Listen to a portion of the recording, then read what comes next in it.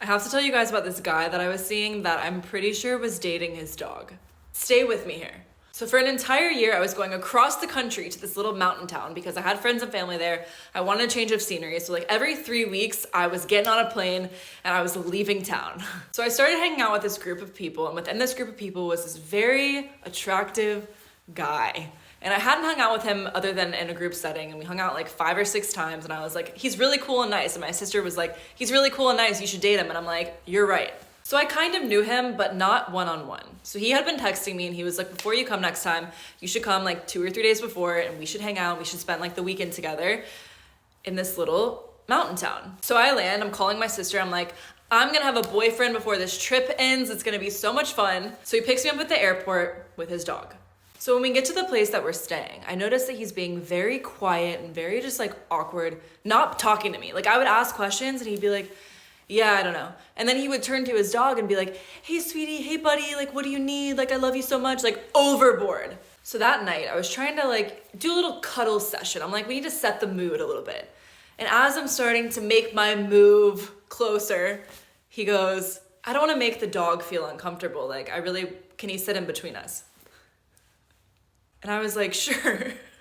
So we're watching a movie, the dog's in between us, the guy has his arm around the dog. I'm just sitting there like I'm a chaperone. So in my head, I'm like, he's nervous. It's just an excuse because I think he's just nervous, right? So that night we go to bed and the dog's in the center of the bed and this guy starts full on spooning the dog. Like, didn't even look at me. He's like full on the dog mode. And that's where I was like, this is getting a little weird. I text my sister, I'm like, this is weird. Like, he's like more into the dog than he is to me. Like, what's going on? She's like, I thought he was so cool and nice. And I'm like, I thought he was cool and nice too, but I'm pretty sure he's like in a relationship with his dog. The next day we wake up, I'm like, what activities do we have planned? And he's like, well, I thought that you and I would, go to brunch. We would go on like a little hike and we would go to the river. And I'm like, sounds nice. Let's do it.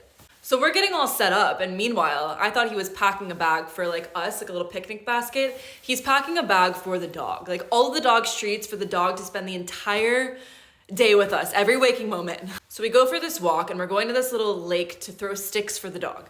On the way to the lake, we sit down on this log, and he goes, I wanted to talk to you about something. And I was like, okay. He picks up the dog, he puts him on his lap. And this is not a small dog. This is like a medium-sized dog, probably at least 50 or 60 pounds.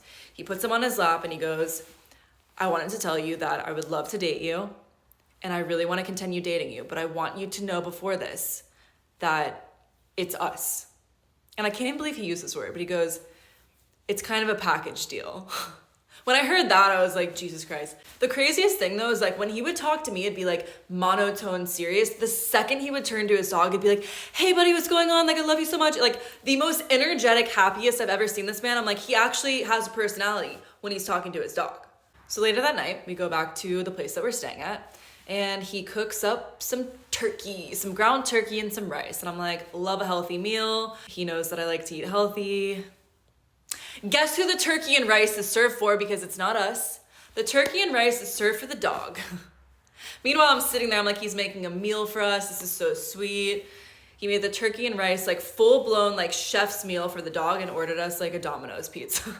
So finally I ask him, I'm like, is your dog like a service dog, like emotional support? Like what's going on? And he's like, no, the dog is my one. The dog is my love. Oh my God, I just realized the dog was a guy.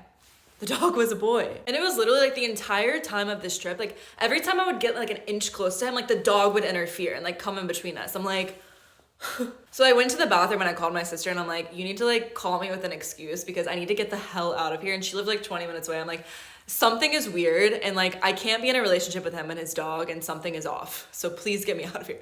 So she calls me, makes up this excuse and I get out of there, I leave.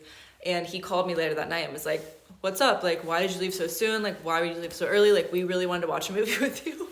And I told him, I was like, I don't feel welcomed. And like, I want to be in this serious relationship with you and your dog. I think that you guys should have a great life together, have a great rest of the time, your rest of the trip, vacation, whatever, staycation. And that was the last time I ever talked to him, saw him. And then I think we both like blocked each other on Instagram. And that's it. So, didn't end up very well.